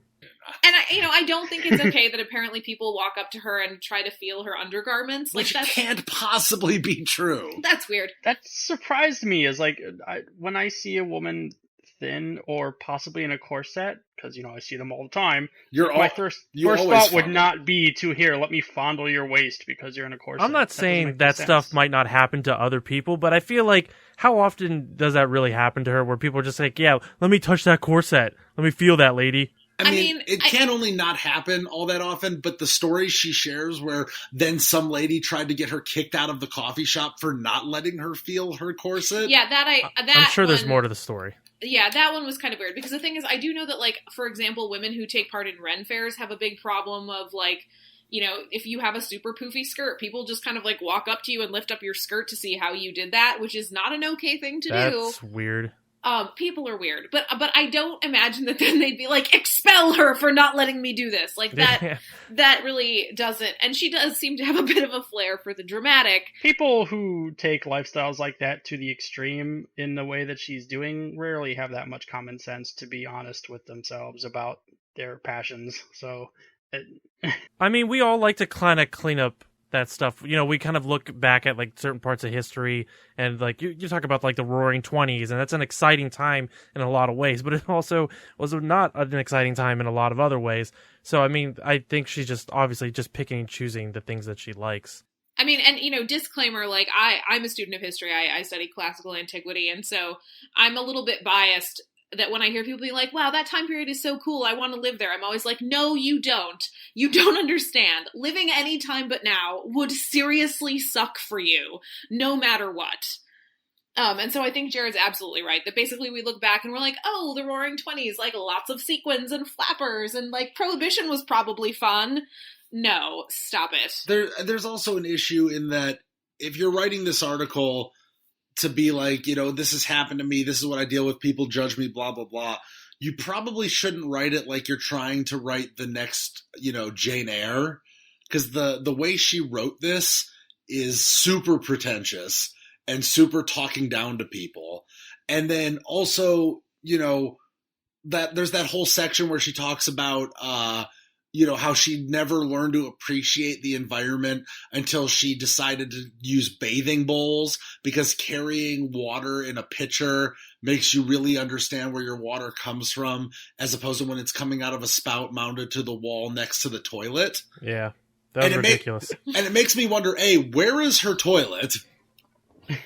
Because I think that's an important question that we all need to be asking. And B... Well, it's a hole in the ground in the Victorian era, so... Yeah, outhouse of some sort. But, I mean, it's just like, you're not really helping the environment. What you're doing is you're trying to write an article that says, I'm angry about how I believe people perceive and treat me, so I'm going to make you all look stupid and talk down to you and make it sound like you're all, heathens and I'm this higher being. I mean, I don't really have a problem with, like... In general, I don't have a problem with people doing really anything they want. As far as, like, I think we can all agree, like, in your own homes, you can do whatever you want. But the minute you go into public and you start doing something, you open yourself to criticism, whatever it is, whether it's justified or not. And, like, I don't feel like you always have a reason to complain about that. Like, I have a lot of different friends in a lot of different, kind of, lifestyles. And you don't like, have that many friends. I have so many friends, guys. Let me tell you about them later. But, like, I've had, like, goth friends and punk friends and stuff like that who, like, society doesn't get me. It's like, well, that's because you're walking around in all this crazy get up. It's like, you have to expect that when you go out in public like that. I'm not saying what they do is right or wrong, but it's like, you're kind of bringing that on when you go out there. And it's like the same thing with her. If you want to live in the Victorian era, that's cool. Go for it. But don't complain about it like you're being marginalized because I don't want to out Travis here necessarily, but I mean, Travis is a Victorian head. Travis is actually this girl's husband. He rides around on the dumb bike. Travis is DJ Rushhead face. No, Travis, I mean, you go to a goth club sometimes on the weekends. I mean, so, admit it, you do. But but that's what I'm saying. So, like, from what Jared just said, people are like, they don't get me, and society does. I mean, how do you feel about, because that's sort of exactly what we're talking about, is in when you're at work and when you're, Well, to be clear, I don't wear the goth gear at work. Exactly, that's what I'm saying. You keep the two separate, as opposed to someone like this who insists on being this person 24 hours a day, 7 days a week. Yeah, I mean, if I were to wear that stuff in other contexts, I would probably get stares or judged or something like that. So I don't do that because for one thing, I can't wear it to work and keep my job. And B, it's like, I just don't want to deal with it. I mean, not that I wouldn't be afraid to, it's like, if I'm going to dress up and go to the goth club and just hang out somewhere else beforehand, I don't mind doing that. But, I mean, if somebody came up to me, it's like, I wouldn't mind talking to them about it, answering questions about it. It would just be expected that's going to happen, because you don't see that kind of thing a lot. Would you let them touch your corset? Well, I might, if I was feeling especially lonely. I just think that, I think that Jared brings up the good point that, like, basically, if you are doing something outside of the norm, or even if you're doing something vaguely inside of the norm, the minute you step out of the house and you're in the public sector, you need to justify your experiences and justify your choices. That's just sort of the nature of being a social animal. That's why it's called the public. Right. I wouldn't say you have to justify them, basically, but expect that, there are people that aren't going to be used to seeing that, and they're going to act a little bit weird. So right. And again, like, my problem isn't that she is doing all of this stuff. Like, if you're into the Victorian aesthetic, you do you. I probably like a lot of things that she would think are sort of odd. But I just think that when you're talking about them and when you're talking about your experience, like, you need to be aware of what you're saying. And I don't think it's wrong that she's complaining about some people trying to touch her. I think maybe she's just, like, presenting it wrong, or has, like, a skewed view on the situation, something like that. She's kind of indignant about it. At least that's the way it feels. It's like, come on. I have friends who are, like, way into steampunk, but they're not walking outside of the house with all these crazy contraptions and being like, you should accept me the way I am. I'm not weird. It's like, come on. You're being ridiculous. I don't deny that she experiences things that she shouldn't have to, but, I think she frames it all wrong, and she probably interprets it wrong within her own head. Right. I just, and again, when she's talking about her life choices and justifying her existence, I guess to me, if she needed to justify her existence, it wouldn't so much be all of this. But when you say you're a fan of the Victorian era and you want to live like it, I am expecting you to like contract typhoid and be worried that your husband is going to be drafted to go fight in the Boer War. Like, I expect you to actually be aware that the Victorian era had all kinds of problems. And that would be really cool if she completely was like in character all the time and acting like that, just talking about events that were going on at that time. Yes, exactly. See, look, if you're gonna commit, you that. gotta commit. Yeah, she's a Victorian LARPer. That'd be rad. Go for it. I guess I generally feel like, cosplaying is awesome, and even casual cosplay. Like, I've done casual cosplay. That's great for people who don't know. That's like when you're not full on, like that would be, for example, her, instead of wearing like a full corset and gown and having her hair done with the pins and everything, she might just wear an outfit inspired by the Victorian era, but that it looks like a regular street outfit, And I'm just going to say, as far as this corporeal bow thing goes, I said this to Teresa earlier. I don't think she found someone who also enjoyed being in the Victorian era. I think she found a guy that was just so glad that someone wanted to have sex with him that he was like, sure, I'll dress weird. That's fine. Just keep sleeping with me. Yeah, I get that. I'll be your corporal bow. I guess Corporal Bope reporting in. But yeah, no, I mean, I feel like you can love something. Again, I'll mention this. I love classical antiquity. I'm like obsessed with it. I talk about it. I talk about it all the time. But I don't wear, period appropriate outfits and force Justin to, eat and then go off to the vomitorium every night. That's ridiculous. Not anymore. That was a long discussion. That was just during the courting phase. Yeah. Right. Yeah. I feel like there are healthy ways of integrating your interests into your life. Like wearing Pokemon watches and running around town trying to catch Pokemon. Nope, that would definitely not be one of them. I luckily found a Corporal Boo who accepts my my love of Pokemon, and she bought me a Pokedex for Christmas. So the Apple held their annual event, or I don't know if it's annual. I don't keep track of anything. This was oh, it's annual. No, this was not the annual event. Oh no, that happens around E3. Never mind. That's what I don't know what this is. They just had an announcement thing, whatever. So on Wednesday they had a lot of big announcements about a lot of different things that they were coming out with, such as the iPad Pro, the iPad Mini 4, Apple TV, among other things. I just kind of want to open it up for anyone to kind of talk about whatever they wanted to talk about of the stuff that came out. Well, I mean, this was the event that was kind of hinted at by Siri, actually. So there was this big thing going around. If you had an iDevice, you could go to Siri and say, Siri, give us a hint. And she had like 8 or 9 different responses of varying levels of humor. And it all said, you're going to have to wait until September 9th to find out what's going on. And for a long time, people have been, waiting for an Apple TV that does games and all these other things. And so this was sort of Apple's... Have they, though? I mean, people have been talking about it for a long time. And I think, I guess, full disclosure, I should mention that I used to work for Apple. And I know that a lot of my coworkers at the time would always talk about how much they wanted that, an Apple TV that does games, amongst other things. So, obviously you get the iPhone 6S and the 6S Plus, or 6 Plus S. I don't know how they're choosing to do that one. I think it's 6S Plus. But, that's just small improvements on the existing iPhone 6 line, and very typically Apple. The phone's shape, size, look doesn't change much at all, but it's what's on the inside that changes. And then you have the Apple TV, and then you have the iPad Pro.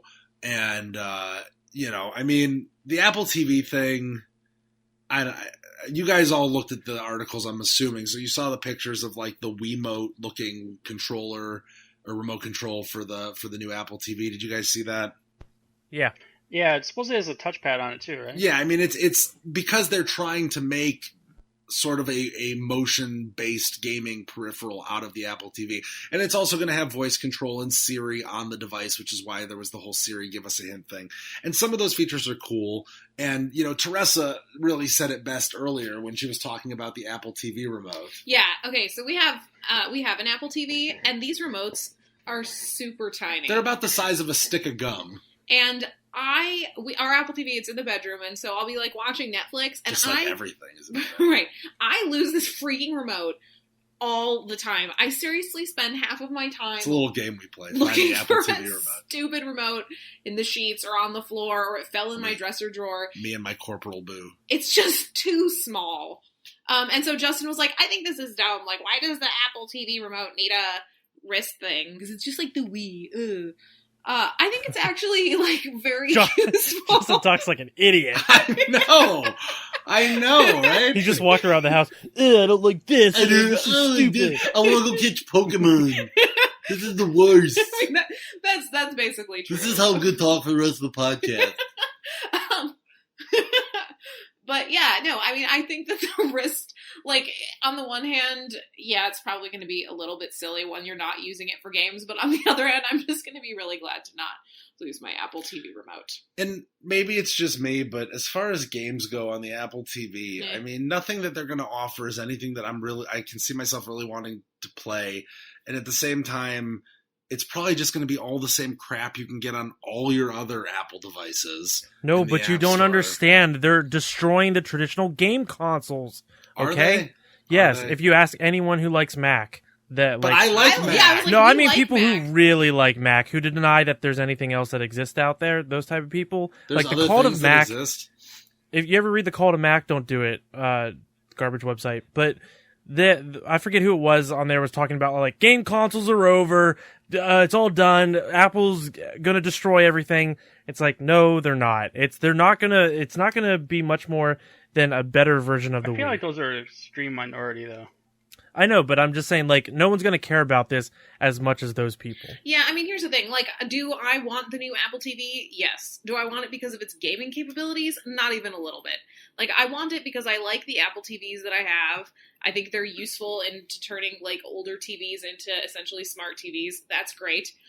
And I like that the new one has voice control, so I don't, my Xbox One has voice control, but I don't have an Xbox One for every room in my house. So I think that's neat, but the gaming thing, I was just kind of like, oh, okay, that's... Yeah, there's a lot of really cool features they're adding to the Apple TV, and gaming is not one of them. Right, yes.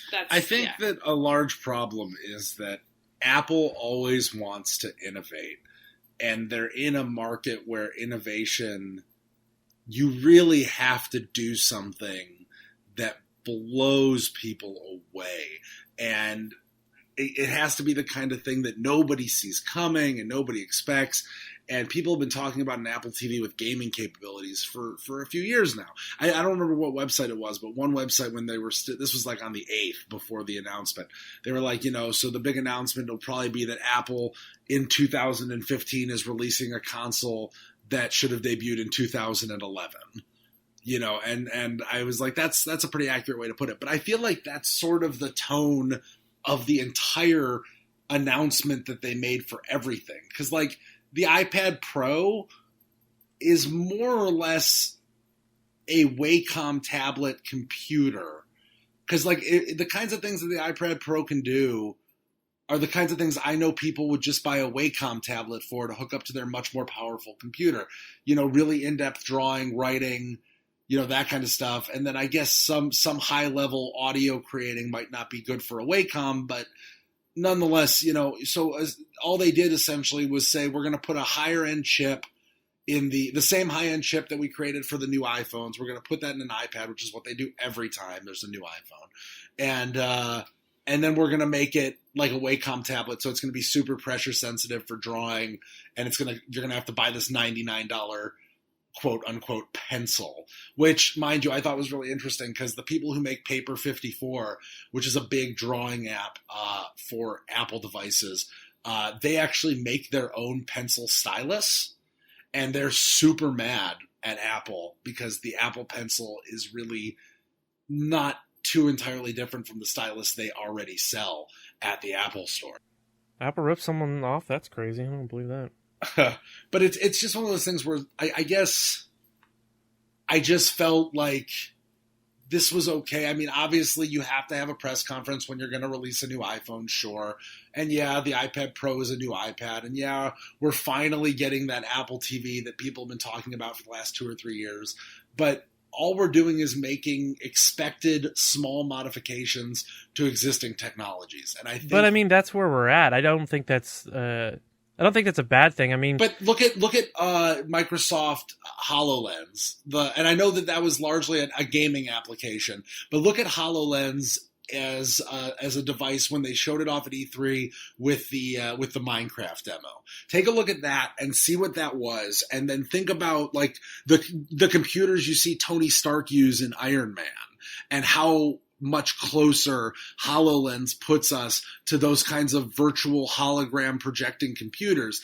And that, was just created for entertainment purposes for now. And then you look at Apple and they're like, yeah, well, pencil stylus and Wii motion-based gaming. And I'm not disagreeing with you there. I mean, the HoloLens stuff is awesome. I'm super excited for that, but that's not really practical stuff right now. It's super cool future technology that's coming in the near future, and it's just an evolution of, the beginning of what's to come. But I mean, some of this stuff is that Apple's doing. It's not. I can't believe I'm defending Apple right now, but some of the stuff that they're doing, it's like, the iPad Pro, it doesn't seem like that big of a deal, but it's kind of a natural evolution to this point that eventually tablets are just going to take over laptops to some extent. And it's just kind of the natural evolution. It's not big and flashy and exciting, but it's kind of just the next step in what's to come. It's them following like the Microsoft Surface Pro, because those are getting really popular, and supposedly they're pretty decent, so it's just them doing that right. Apple style. I mean, they're not going to get into the HoloLens thing. They're not going to get into VR, because there's still baby steps, in the early stages of that kind of stuff. Typically, when Apple does something new and revolutionary, it's been tested, it's been done, they have it working really well before they release it. And none of that stuff is really in that state yet. So I don't know what else that Apple could do that's that revolutionary, that's that close to being clean and working well enough for them to do right now. I feel like the thing that they missed the most in all of this is, I mean, obviously a voice-controlled Apple TV with a slightly better remote control, great. And the gaming, great. That kind of stuff. But I feel like the one thing that they missed that, if from my time at Apple, that I remember hearing customers ask about the most, and I remembered this because Travis brought up the Surface, is everybody wants an iPad with a USB port on it. They want an iPad that they can plug some kind of USB external device, be it a microphone or maybe some kind of, external mouse for gaming. Something, I don't know what it is, but people really want a USB port on their iPad. And that they didn't, I mean, the reason they didn't do it is because they don't want to have to make the iPad thick enough to support a USB port casing. And I guess that makes sense. But at the same time, it's just the iPad Pro, kind of like the Mac. Wow, I can't remember. Is it the Mac Pro? I think that's what the high-end tower Mac is called. Yeah. Yeah. I mean, those are computers and iPads designed for a client that almost never exists. What do you mean? Like I the Mac Pros? I mean, the Mac Pros, in all my time with Apple, but you're not going to interface with them. Mac Pros are used a lot, especially in movie production, right? Movie production, like game production, TV production. You weren't selling to those people. Yeah. Justin. No, yeah, but what even like amateurs, like not even like big movie studios, just like a lot of gaming websites or whatever. A lot of them will use Mac Pro equipment. I don't know. I feel like for the most part, you're catering to a smaller audience than to a larger audience. And if you're not going to bother to push the envelope, you should at least, rest it on an even surface. And I just feel like, Microsoft Surface? Ha ha ha. Well, what would you consider was the last thing that they did that was like truly revolutionary? Because for me, I mean, they haven't revolutionized anything since the iPad. like the iPad 1. I think they've done a really good job with the touch controls, 4-finger touch and stuff like that. I mean, software-wise, I think they've done a lot of Right, stuff. but it sounds like what Justin is looking for is more hardware than software. Not even necessarily hardware, but like, for example, I didn't even know that since I stopped working at Apple, I mean, I still kept up with some stuff, but apparently I missed a big announcement somewhere down the line where they released a series of MacBook laptops that charge on the mobile Lightning charger, have no external ports, like, no USB, no. It's just a super slimline, fully portable, easy to keep powered and charged laptop computer that's not a MacBook Air and not a MacBook Pro. It's just called the MacBook. And I thought that was really great because I feel like it bridges that gap between a tablet that has to work like a computer or a computer that has to work like a tablet, and serves that portable computing purpose that, perhaps you need on the go when you don't want to take like a 13-inch MacBook Air with you to a meeting or an interview. I thought that was kind of cool. The iPad was definitely the last big, huge, super innovative thing. I can't tell you like right now, the only thing I can think of as the next big thing is that, VR HoloLens kind of thing. And I agree with you that, if Apple's going to do it, they're probably going to wait until it's, Star Wars level projection hologram kind of stuff. But why drum up the special press conference? Why, they could have just said, hey, we're coming out with the 6S and the 6S Plus, and had a press conference just for that, and people would have been happy. And yeah, Apple has done this several times though. They've had press conferences like this where it's just like, and we changed the icons for mail and notes and like all that stuff. Like they've had plenty of press conferences where there's like really nothing special to talk about. But I mean, that's what the world we live in with a post Steve Jobs world. A post Steve Jobs Apple, I should say. Where like stuff like this is the kind of press conferences we get. Just the way they do it now. I mean, Google does it with their press announcements. Sony does E3, but now they also have their Sony event in, November, December. Nintendo does their Nintendo Directs. It's just the way that kind of information is evolving and how they put it out. Yeah, but at least Google announces stuff like their stupid new logo? Well, yeah, I hate the new logo, but I'm talking more about like how they have that company that's, I don't even remember what it's called Alphabet? now. No, not Alphabet. Like that's I'm talking about one of the companies under Alphabet was this company whose purpose is to try to find a way to defeat death. I mean, that's a thing you hold a fucking press conference for. It's not like they were like, hey, we're coming out with the Android phone S9. Like, no, death? Fuck death. We're Google. Maybe that'll be the next revolutionary thing from Apple is, hey, guess what? We've defeated death. Steve Jobs is back. Yeah, that's what I was going to say. We resurrected Steve fucking Jobs. What now? You remember iLife, that suite of programs you never used? Well, now you're going to regret it, bitches. And one more thing, and then Steve Jobs just walks out. I know that people get super excited for Apple press conferences, people who like Apple. And I like Apple in that I have an iPad, I have an iPhone, I have a MacBook. I have an Apple TV. I like Apple products. They work for me. But whenever they have a press conference and they describe the new phones specifically, they never sound exciting to me. Like, it never sounds... They're always like, we've innovated this stuff. And I'm never like, man, I really want that. I'm always like, that sounds... okay, I guess. And so I use my iPhone until it dies, which they surprisingly do last for quite a while. And then I finally upgrade, and I'm like, oh man, these things are actually pretty cool. I wish I had known that.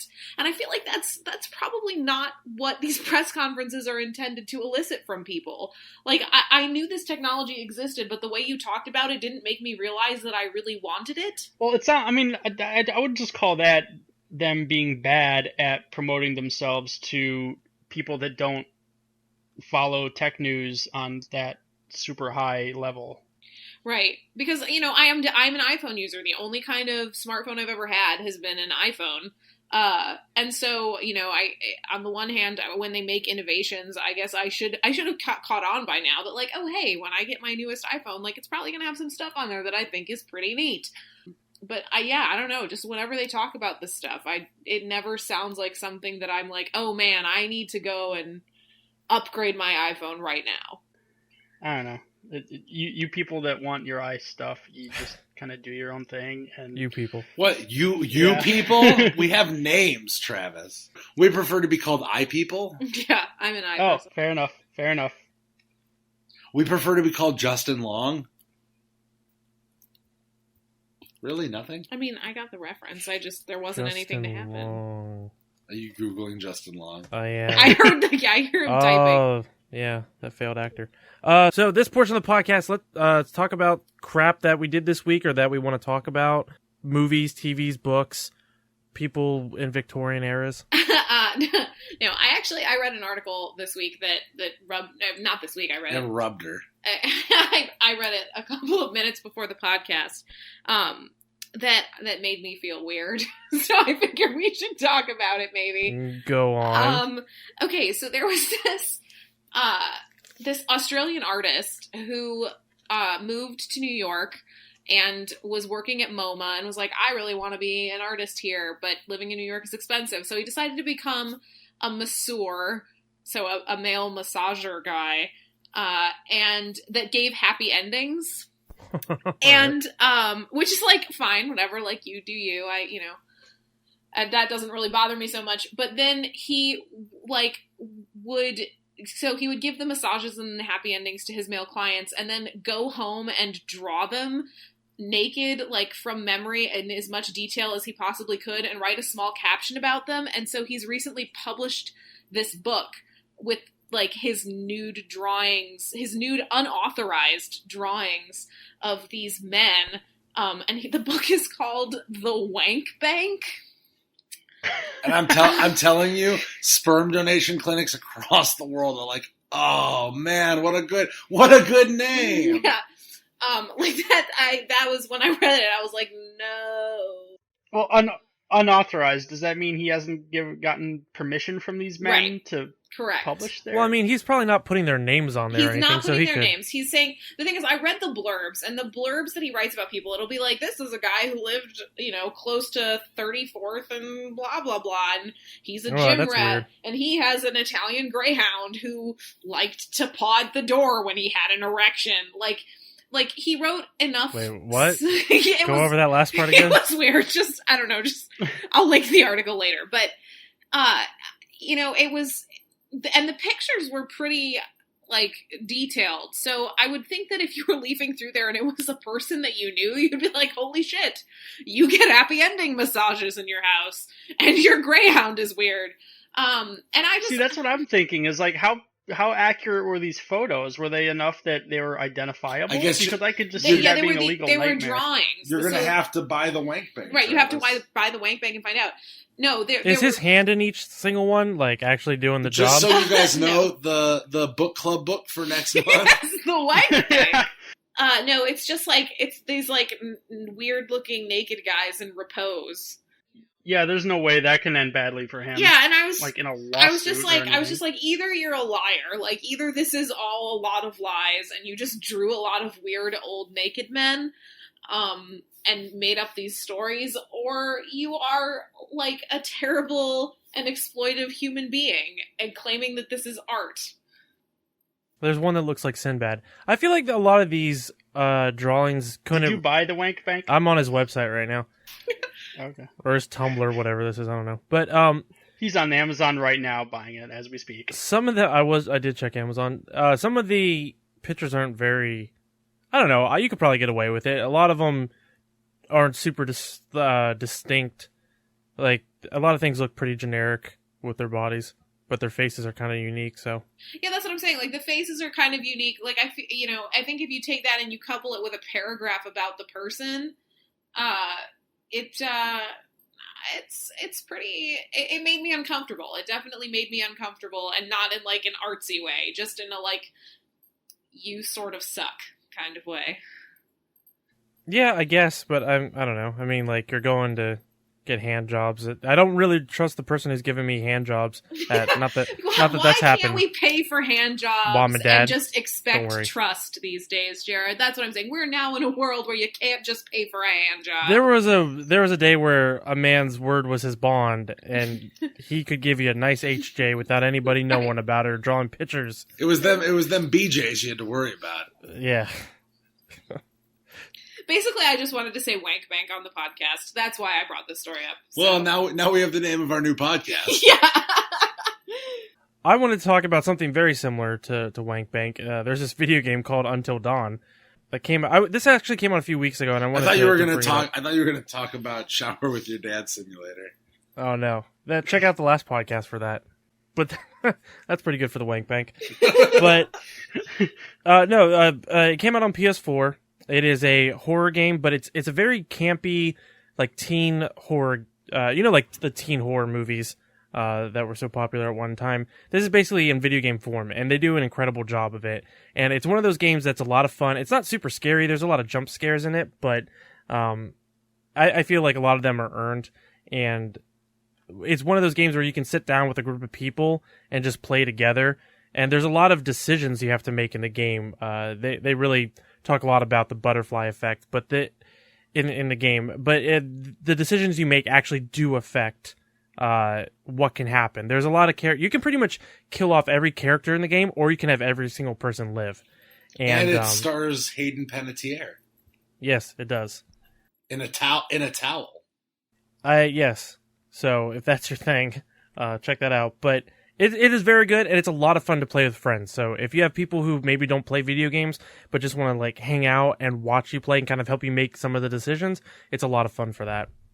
It's very good. I highly recommend it.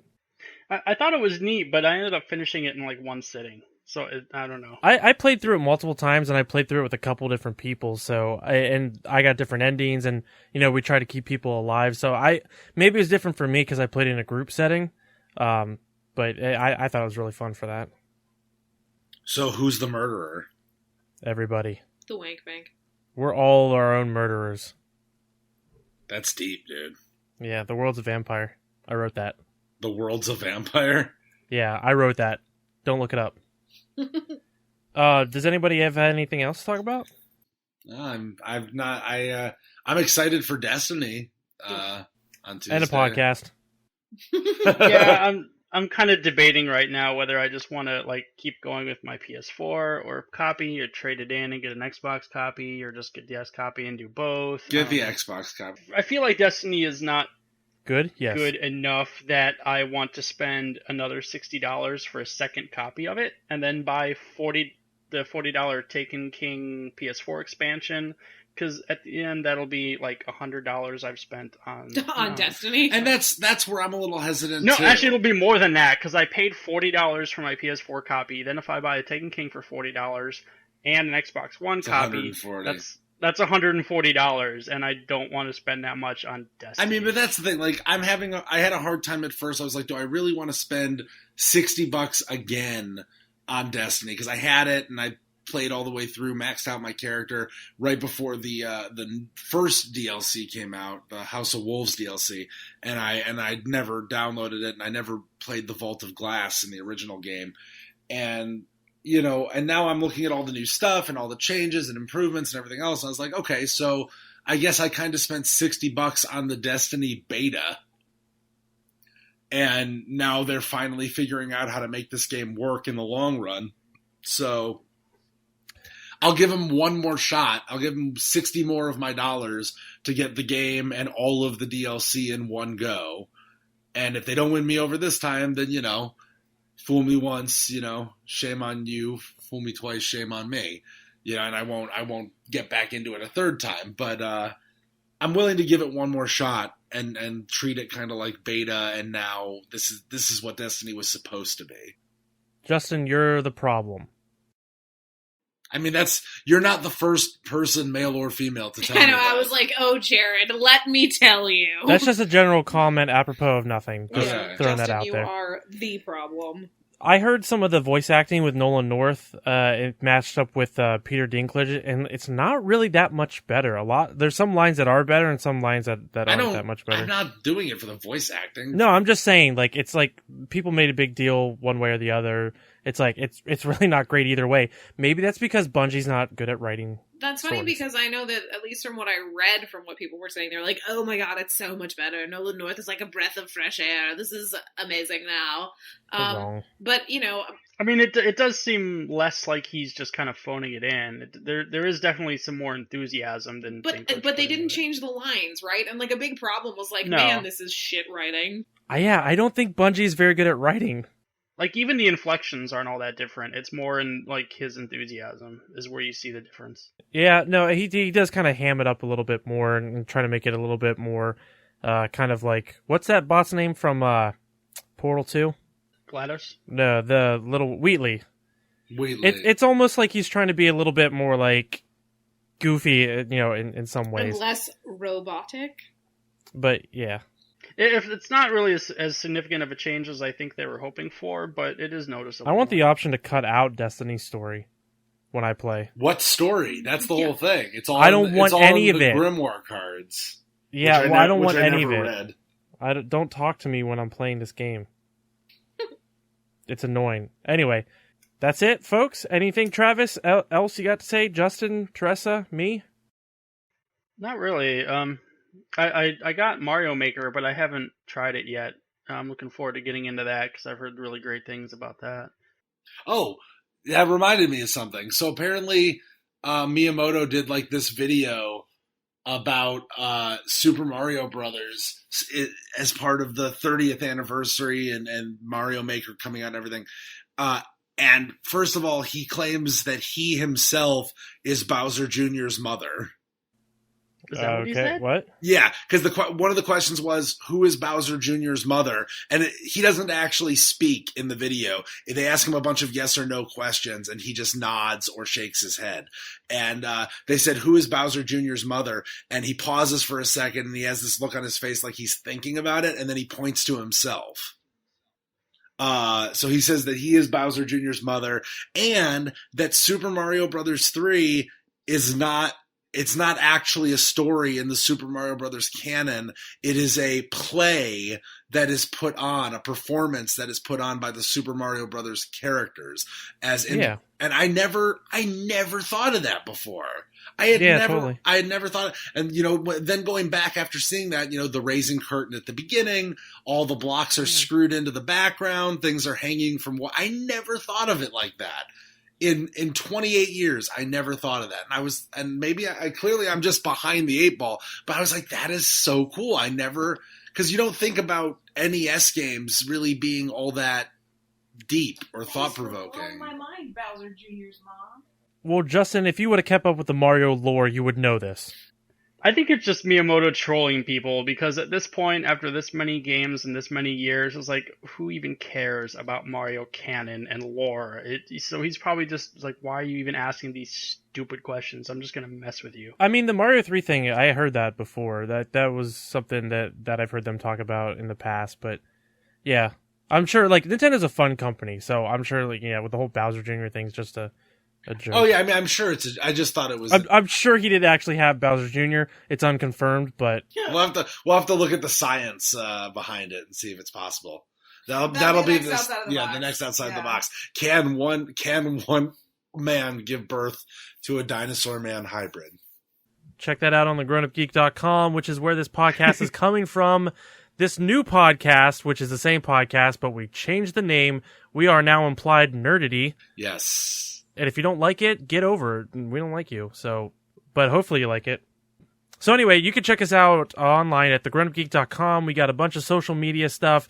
We got a Twitter, a Facebook, a Pinterest, a YouTube, and you can find all that stuff. All the links are at thegrownupgeek.com. If you have any questions, comments, any feedback, or any stories you want us to talk about, email us, podcast@thegrownupgeek.com. Justin, tell them about that book club. Can you, or you got hiccups still? I think I'm okay, but if I hiccup, I'm stopping. I'm not going to put up with this bull crap. No, the book club is still going on. If you haven't been paying attention, we are reading Armada by Ernest Cline. So definitely get on that. Try to send us any questions, comments, thoughts that you might have had about the book to the same email address that Jared just offered up.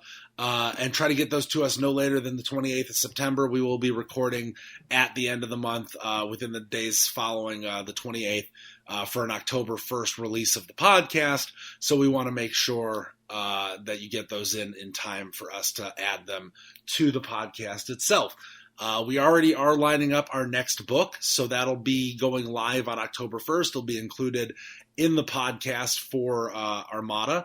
And then you'll have a month to read that book, and so on. So that's basically how that works, and we're looking forward to giving this a shot. So hopefully you guys out there are reading along or have read it and want to discuss it. Either way is fine. We look forward to your comments, thoughts, and questions. That's it. We've reached the end. Woohoo!